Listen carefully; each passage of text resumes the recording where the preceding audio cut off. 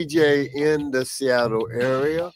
You can catch me every Monday at 8 p.m. on YouTube. Like I said, this is DJ Neftali, the best reggae in Seattle, Washington, the best radio station, Rainier Avenue Radio .world. Right? Do you want to reach out to the Vietnamese community in Seattle?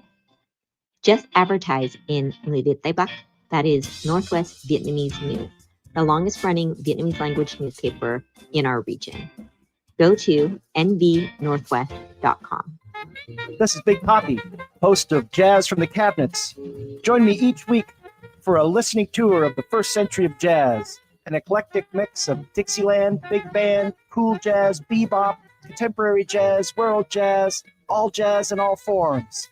That's Jazz from the Cabinets with Big Poppy on Rainier Avenue Radio, streaming worldwide on RainierAvenueRadio.world.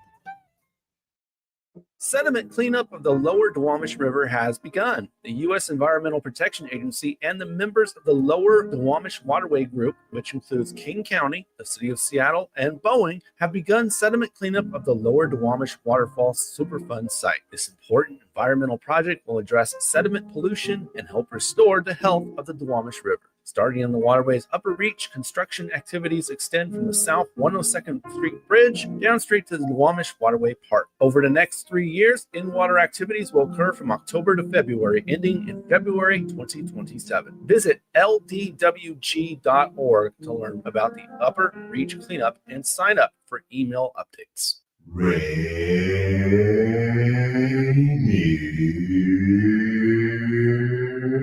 Avenue Radio.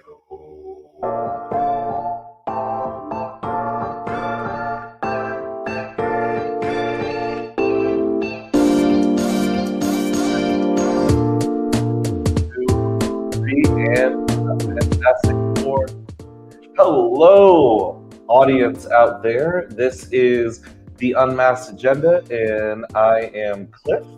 I'm Tony.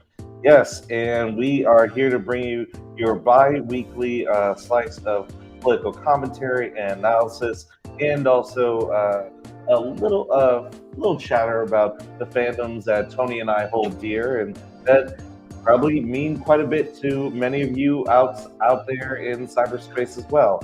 So this particular episode is an interesting one for us because we on this episode are going to explore something that is of grave concern for many in our community. ICE raids, the U.S. military potentially being sicked on the city of Seattle, and what we can do to fight back and support one another in this time. And I know I just kind of motioned you, Tony, but I meant us as like the bigger us. But yeah. Of course, we're going to support one another. Am I right? Yeah, no, we are all leave me hanging in community. Of course. Yeah, there you go. Okay. Yeah, we're all in community. Anyway, this show blends a lot of our different interests. So why don't we just dive right into it before we bring our guest on the show, the former congressional candidate and local community activist, Melissa Chaudhry. So authoritarianism is nothing new in this country. One of the pet peeves that I have personally is how a lot of people are talking about Trump's authoritarian agenda as if this is something that is new. And for a lot of communities of color and for a lot of people in this country, that there have been multiple instances of the federal government, state governments weaponizing detention, weaponizing law enforcement against different populations, denying people their rights in due process, and whether that's at the behest of white supremacy as an agenda or a response to popular dissent against the excesses of the capitalist system, or perhaps just against popular dissent that those who make up the ruling class in this country don't like. So, and just like we see today throughout American history, there have also been backlash against migrants and also resistance to that backlash. In fact, one of the mediums that I know that both of us really enjoy are comic books. Yep. And one of the great things about comics that a lot of people who just see big blockbuster movies today, whether they be in the MCU or James Gunn's revitalized DCU, is that a lot of people might not know that they actually started out as a medium, as a rather subversive medium. And that's still where a lot of the soul of comics book publishing lies today. Am I right? I would say so. Yeah, I think it's particularly interesting, and like as someone who spends a lot of time in comic book stores, I help out a friend who runs a comic book store. It's always great to have young people come in and say oh, they still make these. It's like yes, comics are still a thing. Right. And I think probably even more surprising to them is there are stories coming out of the comics that speak to our times, speak to their experiences of these times, and that offer, if not a blueprint, then recognition that we are all kind of sharing the same experiences, and that maybe we are all fighting on the same sides for the same thing. So and also that even though you might seem like just a small light in the darkness, or that we might be up against the really insurmountable odds, that there are stories of resistance, of resilience that I think can really help us navigate these times. Are there any titles that you want to just shout out? Or? So yeah, I mean, in preparation, for this show, knowing the themes that we're talking about, the crackdown on immigrants and ICE raids and things of the sort. There were three things that I got to weeks. One of which was off of your recommendation. I know our notes tell us that we should be talking about a particular one, but no, actually, please, go ahead. I want to start with one other one first. One of the things we love here is authenticity. So that we don't give it short shrift, right? This was one that you recommended to me, which was called a comic called Home by Julio Anta and art by Anna, I think it's Vizchek, and Brian Valenza. Yeah. Oh, Valenza's fantastic. I love his art. Yeah. And I guess just briefly I'll try to give a not too spoilery kind of overview of what this comic is, and I think why it's valuable.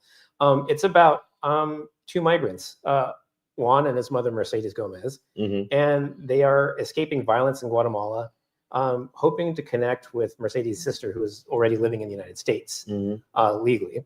And they're basically escaping violence, a lot of people in South America are doing, coming to the United States to escape violence. But the kind of classic comic twist to it is that Juan doesn't realize this. So there's a point very early in the story where they report in to border officials, and they are separated, right, and detained. One, because of his detainment, he's not feeling great and very sad, but also frustrated at the same time. Superpowers awaken within him. You're right. Right. And that allows him to escape while his mother Mercedes is deported back to Guatemala. And so, Juan is lost navigating this strange new place, Texas, while also having to deal with the kind of confusion and fear that comes with learning that I have powers now, right? Yeah. He's already quite bewildered after having made this long journey, right? But also this is kind of the experience, sans the superpowers, right? Of what migrants have to face coming into America now. Precisely. And one of the things that and again, I'm not going to try to I'm not going to try to spoil much of the comic, but what I really like is how the author did their research, and they researched different elements of our migrant detention system in our militarized immigration customs enforcement agency. In fact, one of the things that I think a lot of people really miss is that ICE was not formed until after 9/11. I believe it was 2003 and when ICE was actually formed. And is it an offshoot of CBP or something? Or? So funny enough, even though we've had an issue with a path towards citizenship and naturalization for a huge swath of our population for a long period of time, that it was actually created as a separate militarized agency meant to essentially absorb what was previously INS, Immigration and Naturalization Service, and militarize that, right? So with the quote unquote war on terror being launched and this militarization of police, the infamous Patriot Act being passed shortly after 9/11, as well as harassment of Muslims, Sikhs, pretty much anyone with brown skin in the United States thereafter, and a lot of the other legislation that still shapes how ICE harasses not just people who are undocumented, but naturalized citizens and also permanent residents, right? In fact, that relates a lot to the story of Zahid Chaudhry, which, Melissa will speak to later on today. But this weaponization of ICE has led to a lot of people in the community feeling really unsafe. But anyway, I know I'm kind of getting off subject here, but one of the things that this also makes me think of is Japanese internment and the fear mongering around Japanese internment. And I bring that up because Seattle and the Seattle area has a particularly dark history with that. And one of the books that I think of is Superman Smashes the Klan. And one of the books I was thinking of is They Call Us Enemy. I mean, don't get me wrong, Superman Smashes the Klan is definitely a beautiful, beautiful story that's relevant now. But the story They Call Us Enemy, that's been reprinted as a graphic novel loads of times, details the fear. Again, not trying to spoil too much of the book, but I really love how it details the fear mongering and how a lot of that fear mongering went into. We see echoes of that with Trump's rhetoric, both when he was running for office and even now. And we see that in commercials. We see that online. Anyway, I know I can talk up a storm, but Tony, tell me, like, what from what you've read, what are some of the other comics or pieces of literature that do you want to continue to talk about, like, what is that? They Call Us Enemy? Because I mean, it is. Yeah, no, please. Rather please, tough. Yeah. Yeah. So for those that might not know, They Call Us Enemies by George Takei of Star Trek fame, Mr. Oh my. Hikaru Sulu. Exactly. Hell yeah. That was good, actually. Sulu's the real one. Yeah. No, I mean, like, the impression was great. Like, I was like, oh, it really does sound like. Oh my. But yeah, no, it's basically his memoir. Well, as a child, growing up in an internment camp, right, during like the Japanese internment during World War II. Mm-hmm. And I think, yes, like he does lay the groundwork and the historical context is like, how essentially he and his neighbors were kind of just like, the subject for political opportunism. Exactly. Right. They were, like the United States was at war with the Empire of Japan and also like, their allies, Nazi Germany. But there was also a sizable like Japanese American population in the United States, and there were just a handful of we shall say, I guess, political opportunists that were like, yeah, no, we can't trust them based on like, their ethnic origin, essentially. Right. And so, yeah, Japanese are interned, and George and his family, George is quite young at that time. And so he doesn't really understand, he doesn't have the full weight of, why, this is wrong, why it's also happening to him. And one thing I thought was particularly moving with this kind of this memoir was how hard, like, he as a child, but also his family were still, even during internment, trying to basically lead lives as Americans, right? To like lead, like asserting like an American identity, like, the kids around him, they would play war because, like kids do, right? In internment, and like, they would fight over like who were the Japanese and who were Americans, right? And like the kids, like, often wanted to be the Americans because they wanted to be the good guys in their eyes, right? His father went through great, like, strides to guarantee that they had Christmas. That, Santa Claus would show up and give the kids their presents. His father, also model citizen, he became like kind of like, a block leader to like make sure that like, the people in his like kind of like block in internment were like taken care of. right? Exactly. And so like these are honest, decent people, you know, placed in a really terrible situation. Like before the internment and even during internment, they just wanted to be Americans. Like a lot of people that come to the United States, they just want to be Americans. And I think, and you know, now that you say that, damn, that was I'm not gonna lie, I choke up a little bit, because one of the things that's really disturbing for me is how so many people who have been caught up in this just want to be Americans. That I had to check this before a show. 59,207 people as of last Thursday have been kidnapped and detained by ICE. And those are people in our communities who have families, come from mixed nationality families, literally just wanting to be Americans, just wanting to live their lives. And the kind of political opportunism, something to reflect on, is that the entire tenor, the claim that has fueled this pivot towards kidnapping and detaining so many of our neighbors was fueled based on this myth of migrant crime. During the election, that's all you heard. The election in 2024, I mean, you know, like crime is up in the cities, migrant crime, you know, downtown Seattle is dangerous, just crime. Yet, only 28.7% of people who have been picked up have a criminal conviction. And you know, I think, and for those that do have a prior criminal conviction, that they've either served their time or for a large part have been nonviolent, right? And I think that says something.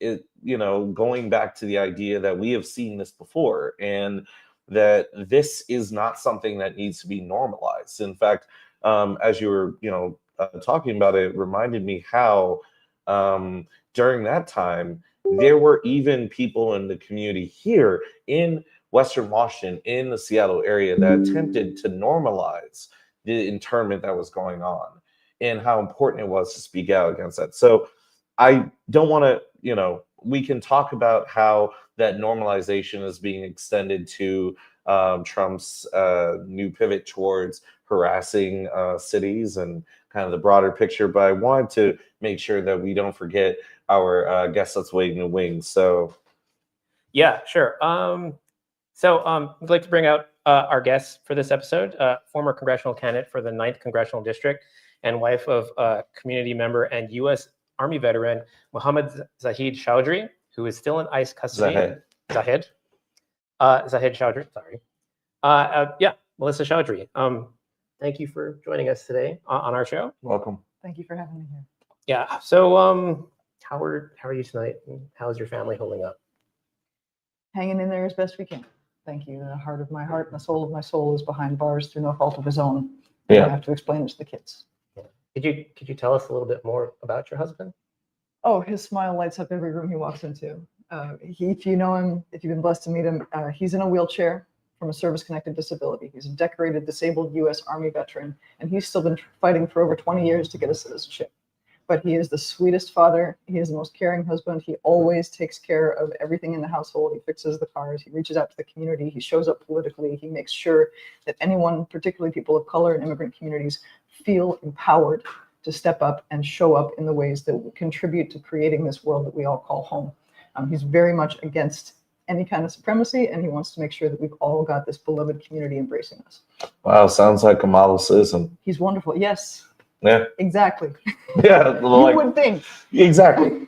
My father's a decorated disabled Navy vet, a white guy. His dad immigrated from Norway. Mm-hmm. And my grandfather spent time in a Nazi concentration camp, jumped ship. He himself was an illegal immigrant, completely undocumented, but he was white.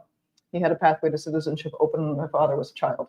My dad's now a NATO advisor and holds a security clearance for the U.S. government and this and all that. And he writes those letters saying, this man, my husband, is the best we could hope to add to our country. If we actually stand up to the principles that I was told, many of us were told, immigrants were told America stands for, then Zahid should be among the best of us. He should have been embraced a long time ago. Yeah. But we see this tension between the white supremacy that is structurally built into this country and those of us who genuinely believe in a multicultural, multiracial democracy with a social safety net. Like, that's actually the fractured lines in this race. Right.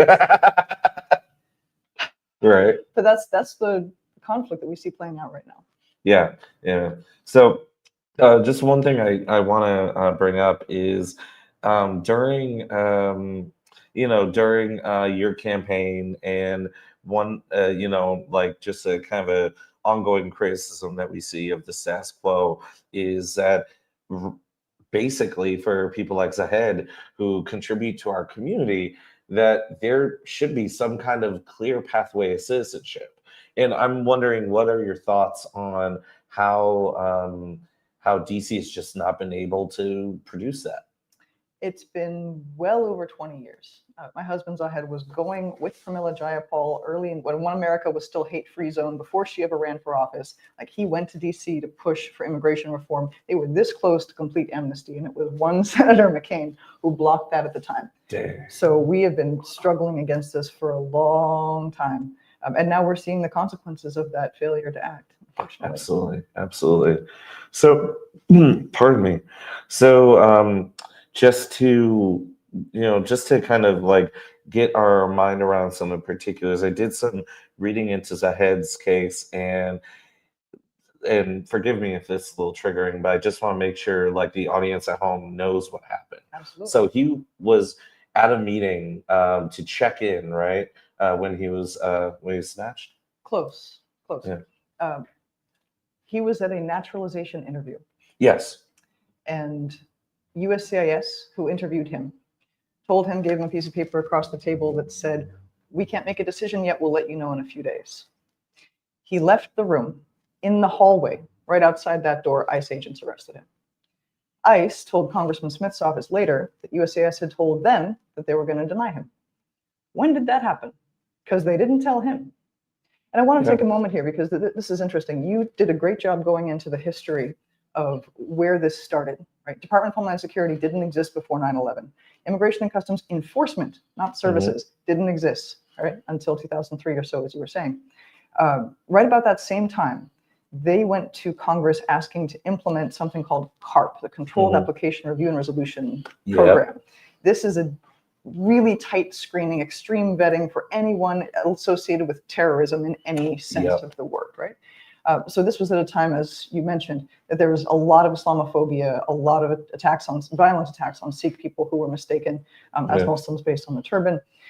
That caught my husband very early on. And that's why they shunted him into this extreme vetting and pretextual denial in 2008. They came up with something that was an old misdemeanor from Australia that he brought forward voluntarily, and they weaponized that against him and used that as grounds to deny him. That doesn't make any rational sense anyway. For that to be coming back again 20 years later, they're trying to push the boundary as far as they can. Exactly. Oh, this disabled veteran, no, really, he's the bad guy. Right? They'll take anybody they can just to push the envelope and push the envelope and push the envelope to try, as you mentioned, the conditioning of the public, migrant crime, right? This is the precursor to genocidal language. They are trying to make everyone accustomed to seeing people with brown skin as the enemy, as to be feared, as dangerous, as it's safer for us if they're behind bars. And if they're behind bars, then we don't really care what happens to them. Yeah. It's a clear trajectory with a lot of historical parallels that we are on. I won't stand for it. I think most Americans won't stand for it. But the question is how we can effectively stand up. So, Tony, before I give the mic over to you, and so you can get a word in edgewise, because I know I try to make sure we pass the mic. But one of the things I kind of want to bring up, and we'll get back into it later, is how part of this creeping towards authoritarianism has been the militarization of both police and also what we're seeing, literal troops being sent to American cities. And when you were talking, I was thinking about ever since 9/11, how there have been a couple of programs to provide provide police with military style gear to basically create a mandate. With the IDF too. Go ahead. Oh yeah, absolutely. Yeah. Oh, right. Like the NYPD and SPD and a lot of police forces around the United States literally being sent to go train with an occupying military force. But I digress. So I'm wondering, from the activism you've done in community, and with the Trump administration making this like very disturbing play to put troops into American cities, like what have you been hearing from neighbors and like people in the community about how that makes them feel? Like, you know, what are they kind of preparing? Like, what are they thinking? It's a combination of panic and fury, and it's also a really frustrated, resigned sense of fuck this shit. Right? This is not what our military should be used for. I was about to say, we technically can't curse. I'm sorry. No, it's okay. I'm with you. I am with you. Sister, I am with you. Trust me. All right, Yeah. amen. But I will corral myself better next time. Thank you. It's okay. I should have warned you ahead of time. Trust me, I curse like a sailor outside this. You're fine. But it does, that's actually a great example of the way we need to push boundaries right now. And to say that, okay, what we've been conditioned to do as politeness is the opposite of what's being done to us. And there comes a point where we have to stand up and say, enough is enough. That's what I hear from people most, is that this is ludicrous. This is so far beyond the pale. Coming as a military family member myself, this is not what anybody signed up for. Right? This is not protecting and defending America. This is not upholding democracy, let alone enforcing the interests of the U.S. empire abroad. Like, I mean, there's that side too. But nobody thought that they were going to be turned and weaponized against the American people. Yeah. And just a shout out for anybody who's listening to this, you are not obliged to obey an illegal order. In fact, you are obliged to not obey an illegal order. And it's very important to think clearly about that Constitution that you swore to uphold and protect and defend against all enemies, foreign and domestic. Trump right now is trying to make it so the American people and this illusion of huge crime, especially immigrant and brown people crime, no, it's not a thing, first of all. And he's trying to say that's the domestic enemy right now? No. No. Yeah, so the liar in chief who is weaponizing the federal government against the American people, that's the domestic enemy. Yeah, he also seems to be interested in also like turning like the military into, I don't know, some type of much more warrior type thing with also like no people who are overweight or something like that. So I think he has rather twisted views of what the military is, whereas like I'm pretty certain the military can probably speak for itself. Has anyone from the military community reached out to your family, and like if they have, what are they saying to you? Well, my husband has been the president of our local chapter of Veterans for Peace for a long time. So we have a lot of support from the veterans groups who are clear-minded enough to not be on the side of the empire anyway. I know them well. Right. Yes, yeah, love Veterans for Peace. Big shout out there. Other veterans groups as well. Some have reached out and said, look, this doesn't make sense to us. Even there are veterans who are prison guards at the detention center who have talked to me, who have talked to my dad, who are like, we don't know why he's in here. Like, this doesn't make sense to us either. Yeah, it's something that, like, you know, harkening back to like our previous discussion of like pop culture and stuff. For me, reading stories and things like comics like help me really appreciate, like, you know, some of the experiences that people have, like, you know, with things like this. And one thing that I did also come to appreciate, particularly with They Call Us Enemy, is just kind of the banality of it all, right? Like, you know, you set these rules and you make these orders, and like, you know, people are just, you know, like, I'm just doing my job, but like, you cannot help but when you are in contact with other people, acknowledge that you are a human being and this other person is a human being. Right. And so, like, yeah, the folks that you spoke to, particularly like the guards, like, I don't know, do you have any hope that maybe, you know, they will recognize their humanity and be like, you know what, I don't want to be a part of this. This is wrong. By the way, before you answer that, unfortunately, we have to go to our studio mandated break. So hold that thought. Yes. But we will get back to that right after some messages from Rainier Avenue Radio about a couple of things coming up. Absolutely. So yeah, let's hit it.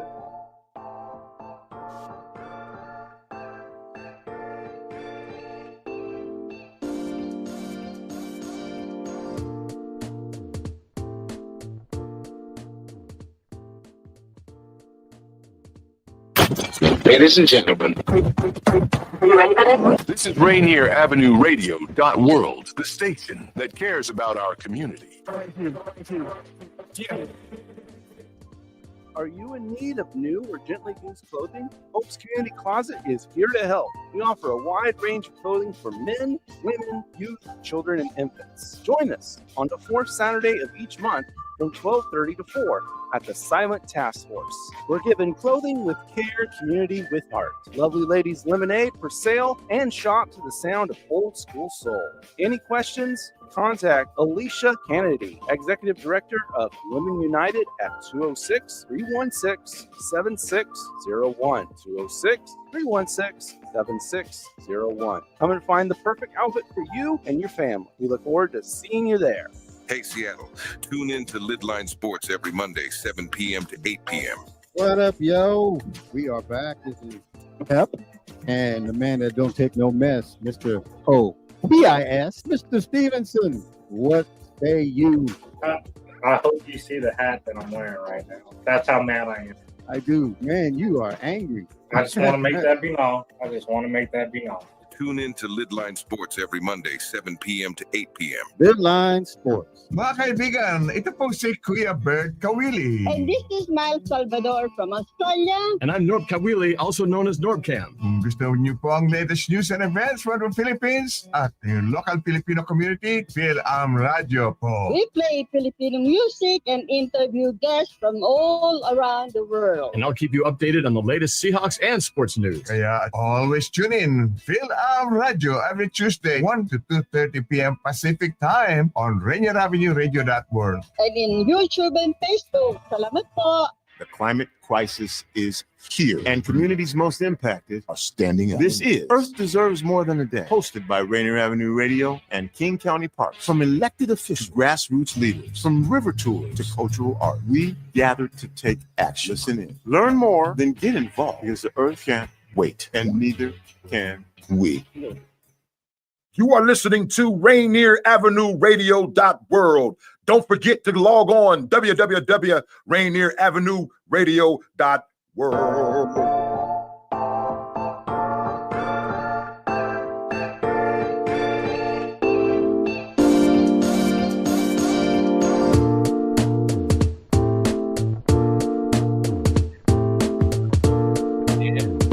Are back, yes, with our esteemed host, Ms. Melissa Chaudhry, former congressional candidate and local community activist, and also with my esteemed co-host, Tony, which I shall have you take it away, good sir.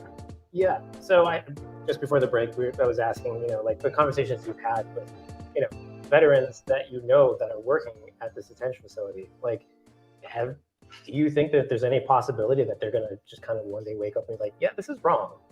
That's a hope. I don't put too much weight on hope these days, but there's got to be some effect on morale when they see that this is a disabled veteran with two little kids who's been in the country 25 years, who's nothing but a good person. And I want those messages to go out through their networks, their WhatsApp groups, their casual conversations over a beer, whatever, to start to erode morale in there. We know ICE agents have been quitting in droves, right? They're having to put in $50K bonuses to bring people on. They have to recruit over Hulu. Right.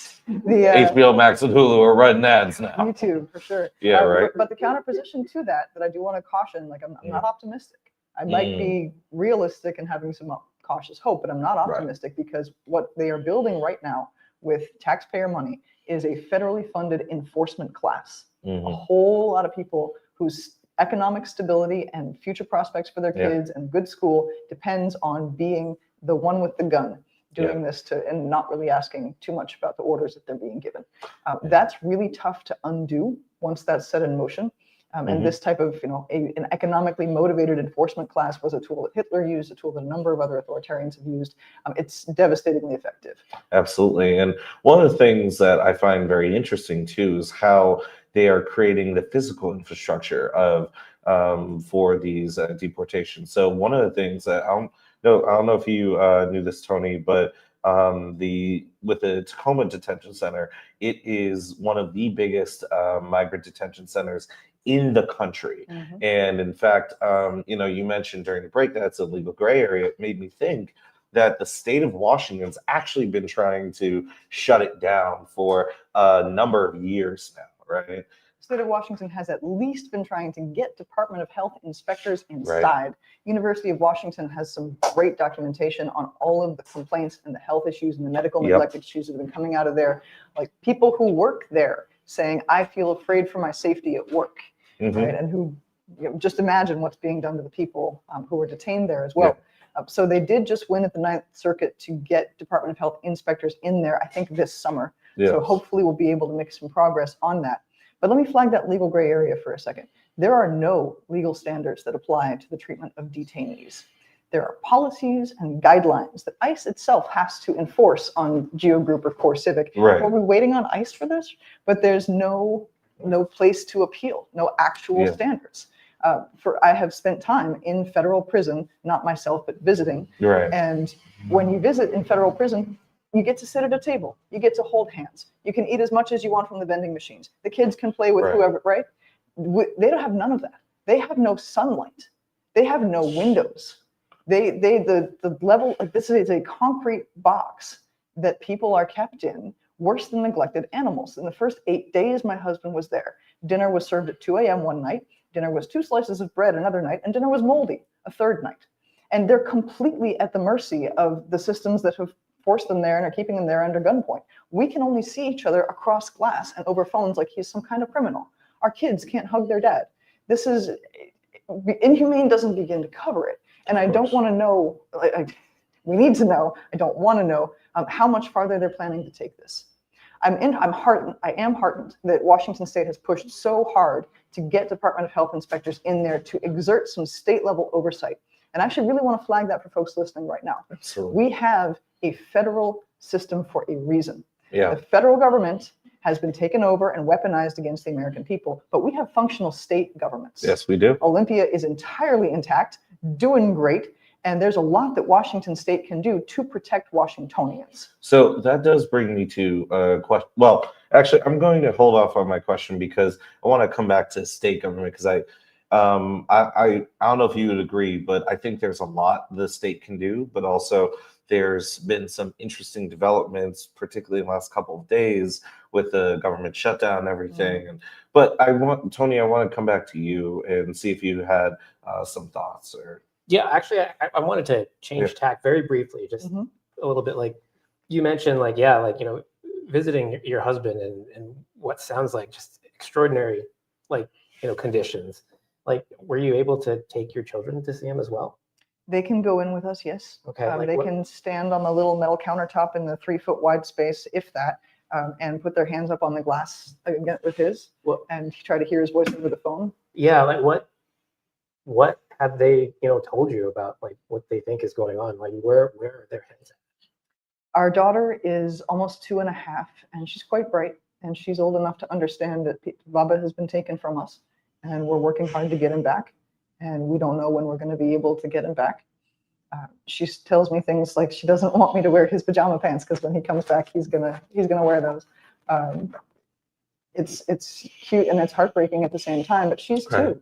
Like it's just reality for her. She doesn't have the context to see that things should be otherwise or should be different. But she knows she misses him. She asked me to show her photos on the phone of when they were together when she was littler, and she likes to fall asleep that way. Like she used to fall asleep on his chest all the time. So, oh, sorry, no. Are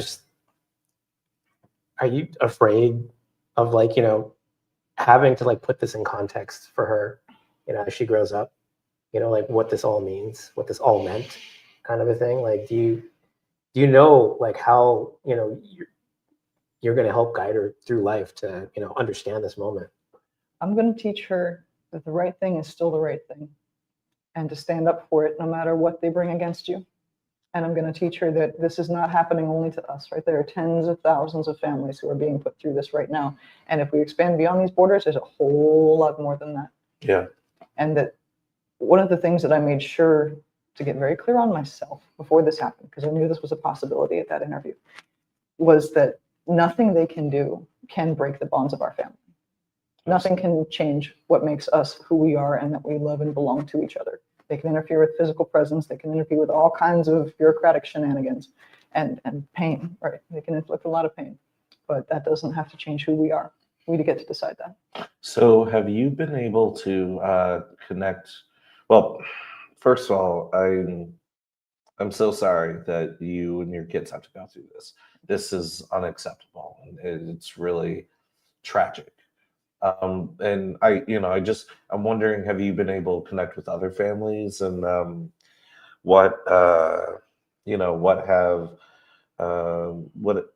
how have you been able to find strength through that, if you've been able to connect with them?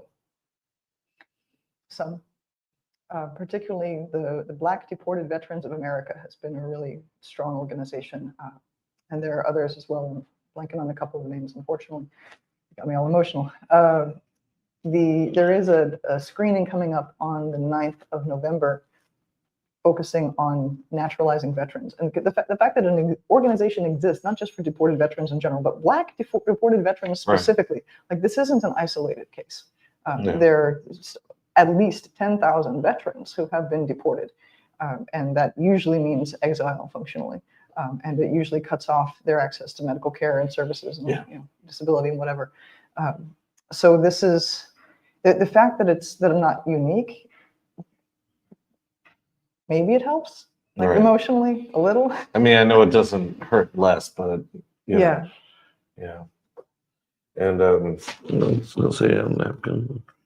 Anyway, it's okay. Right. I'm good. Thank you. Yeah. Anyway, yeah. So thank you for sharing that with us, and we'll remind people of that November 9th screening. Cheers, mate. Thank you. Yeah, just in case. I appreciate it. I do. So remind people of the November 9th screening. At the end, as well as another more action. Recently than that. Yeah, more sooner than that. If you're free tomorrow morning, Friday morning, there's a weekly protest at USCIS Tukwila, which is where his naturalization interview took place. We had people watching the exits there as support, and we still missed it when they snuck him out. He said he passed 5 feet from my father and some supporters on the street corner, but he couldn't reach out and make contact when they took him. So anyway, we'll be there tomorrow. I'll be there. I'll be speaking. I'll be there. Yep, 9:30 a.m. You are most welcome, and as is anybody listening to this, we'd love to have you show up. Thank you. Absolutely. Yeah, I'll come through. Personally, I'll come through. It's a union conference at that time, so absolutely. Appreciate that. Of course. That being said, one of the things that I think a lot of folks would like to know about is, so for this happening in our community, I'm wondering, what are some of the steps that we can take to fight back, in your opinion? I have been really heartened by the videos I've seen circulating online of people just following ICE around and filming them and asking them very direct questions like, hey, what's your badge number? Hey, are you ICE? If you're ICE, you're legally required to identify yourself. And just, you don't have to be up all the way in their face, but make it clear that you're paying attention. They're not welcome. And there was a great one out of LA where a tow truck driver was just following ICE around and towing their cars whenever they parked illegally. Like, there's a lot that can be done. I mean, they're in the wrong zone, yeah. Law applies to all, right? Yeah, exactly. We're all about tackling those criminals, right?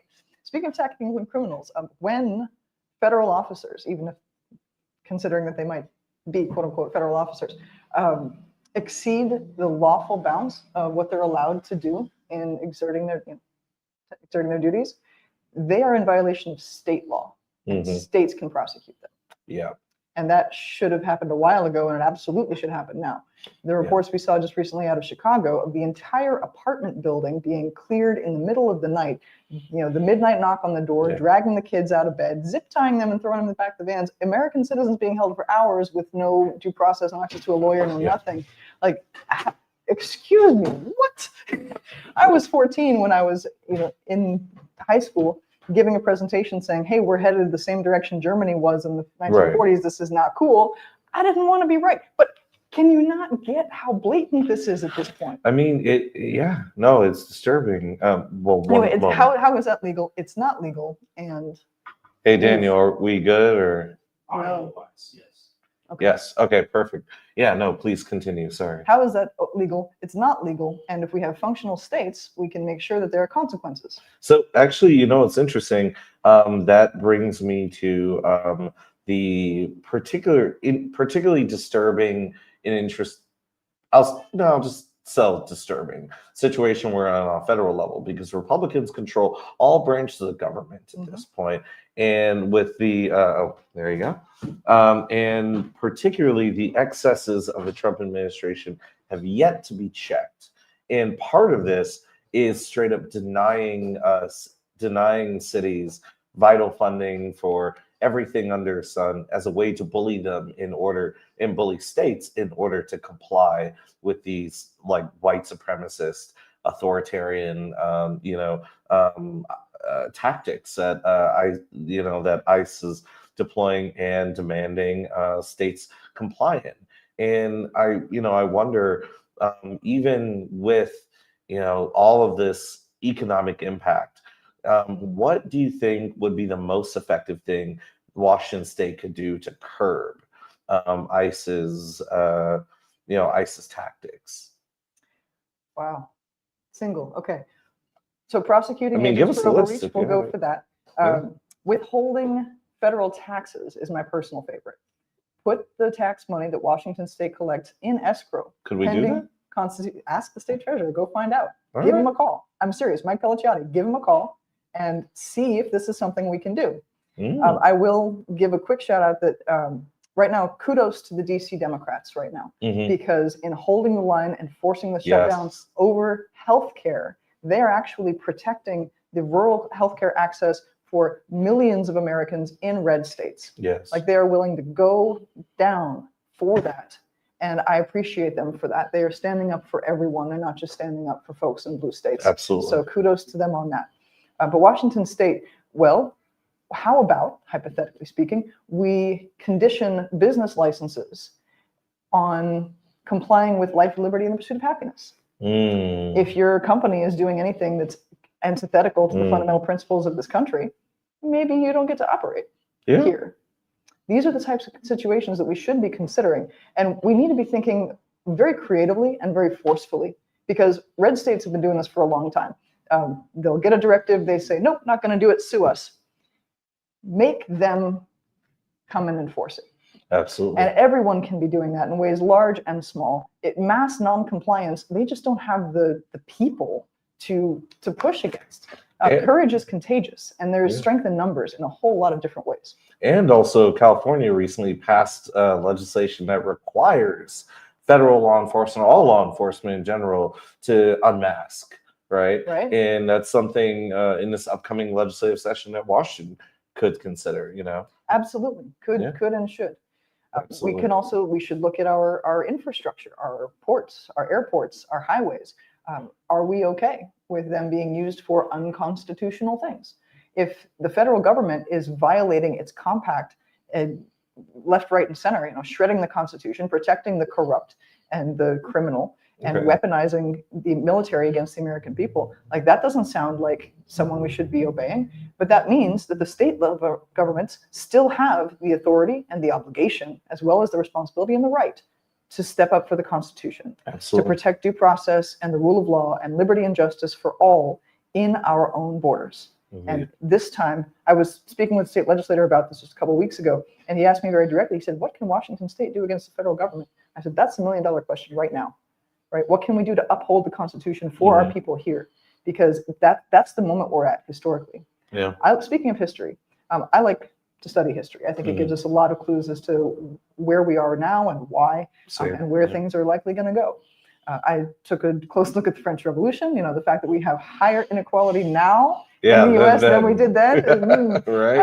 But also looking at the fall of the Roman Empire was very interesting for me, because as Imperial Rome, the city capital, became more and more insane, less and less relevant, those on the margins, think about us, a whole continent's width away from DC, were able to just have less to do with the empire and more to do with each other. Who was here on the land together? Like, we have our families, we have our communities, like, we love this place. We still have the mindset of being Roman or American or what have you. Yeah. We understand how to do civilization in a broad sense, but let's do it more locally. Let's do it with each other. Democracy. And radical concepts. I know, I'm a right? big fan of ranked choice voting. Shout out to Fair Vote Law, among others. But as Rome just kind of retreated in relevance, the local creativity that got to emerge regionally gave rise to the Europe that we know and love. Yeah. Leaving aside the colonialism, sorry about that. The entire Asian subcontinent, I know, I feel you. Let alone Africa. I mean, and everywhere else. like there are great cultural, things that came out of Europe, sans colonialism. Right. Yes. So caveats all in place. We are pre-built for that, and I have seen for 20 years that I was probably going to live through the decline and dissolution of the American empire. Yeah. And it's happening faster than I thought, really. But because when DC loses relevance, we are already a functional state. We already have a fully intact governance system, lots of social services and public works that we're already doing, lots of taxes we collect that we put to work in Washington, taking care of Washingtonians. We're ready for this. I'm really heartened by Ferguson's interstate compacts already that have been put into place on healthcare, other things up and down the coast. We need a lot more of that. We can do this. If we realize that we, the people, doesn't have to mean the folks in DC. Yeah. Like we don't have to co-sign. Who is we, right? Yeah. Let's name that, claim it, and make it real. Absolutely. Yeah, and even though the question hasn't really been settled yet, like what can we do? Get caught trying.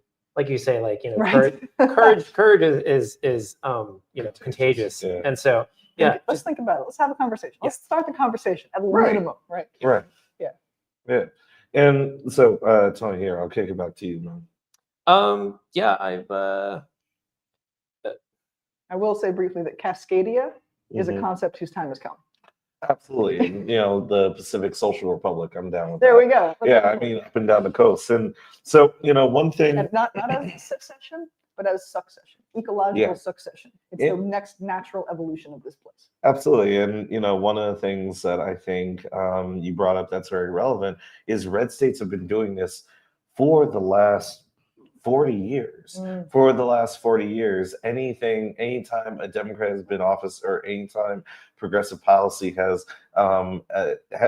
attempted to be enacted on a national level, that you've had red states saying, no, we will not comply. No, we will not take this. No, we will not do that. No, we will, hinder and all of this stuff.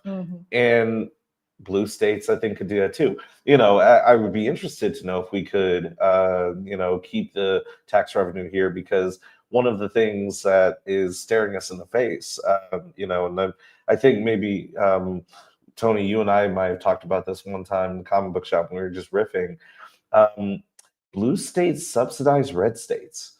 And that is something where Washington State, it is a net positive in terms of what we generate versus what we receive in terms of federal money. And right now, the 4-year financial forecast came from the Office of Financial Management recently, and I'm probably going to be misquoting a 1 or 2 somewhere, but roughly in the next 4 years, we are going to see a massive decrease in tax revenue under current arrangements in terms of what we send DC versus what we keep here.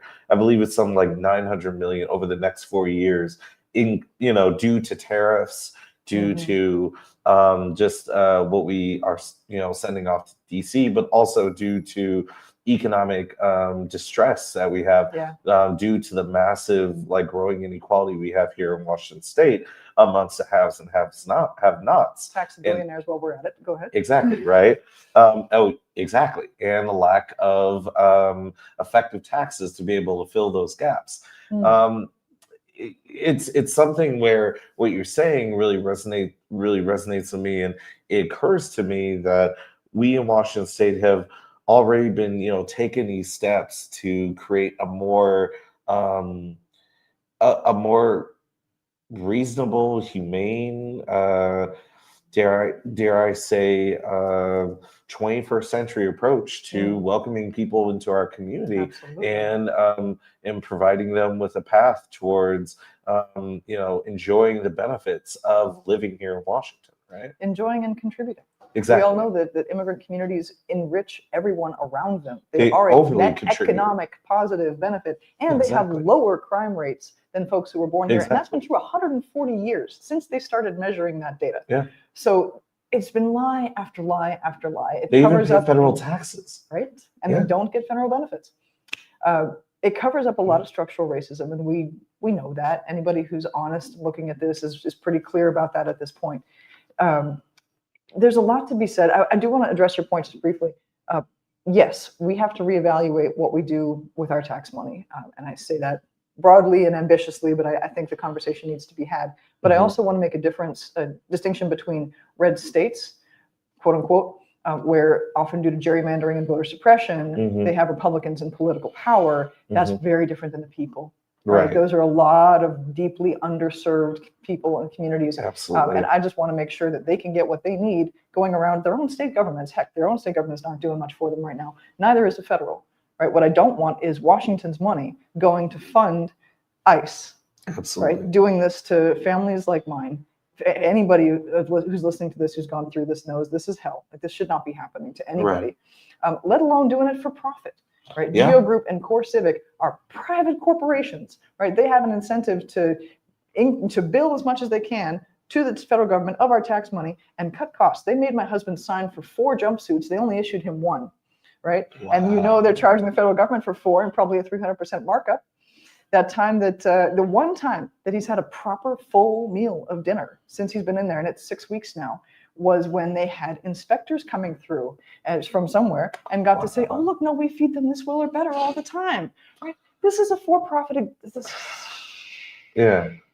Oh, no. Yeah. The look on my face is, the second time you said Geo Group, I'm like, the Geo Group that also runs all of the for-profit prisons across the country, and Washington State took made efforts in order to shut down private prisons, and the Tacoma Detention Center is one of the last privately run facilities in this state. This is one thing my husband said very early on, and he wanted to make sure this message got out. He said, when we allow entities to profit from the deprivation of constitutional rights, there is no end to the oppression that will result unless we put an end to it. So anyway, I want to kick it back to you, Tony, for some final thoughts. Yeah, it's funny. It's just, that message your husband has also, I think, applies to a lot of other things. Sure does. That is very pressing right now in the country. In particular, near and dear to my heart, healthcare. But yeah, no, I guess, we're coming to the end of our time here, and I just want to make sure that, last but not least, like what can we do as a community to help you and other families who have been targeted by this administration's overzealous immigration crackdown?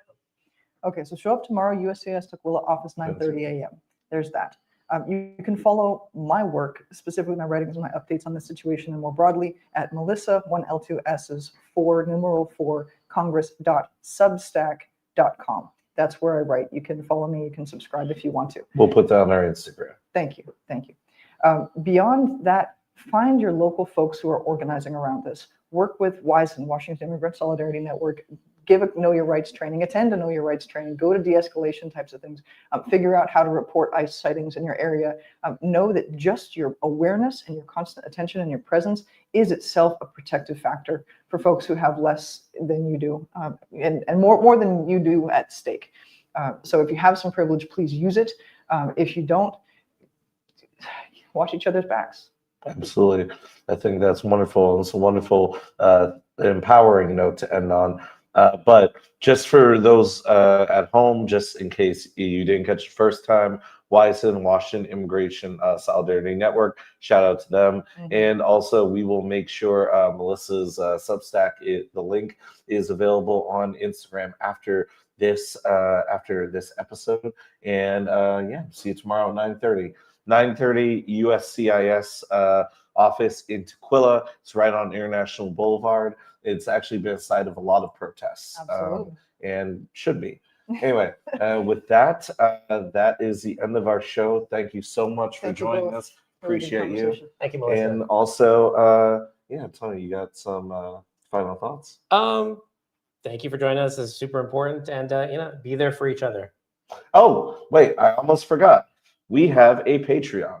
So I forgot to mention good news. The Unmasked Agenda has a Patreon. You can also find that through our Instagram. And as of next Monday, we will be unveiling the unmaskedagenda.info. So we will have our website up and running where you can catch a replay of this show and our first show with Katie Wilson, as well as our preview show and all sorts of goodies coming down the pipeline. So stay tuned. And with that, we'll see you in a couple of weeks for our next episode. And stay righteous, keep everything moving forward, and don't back down.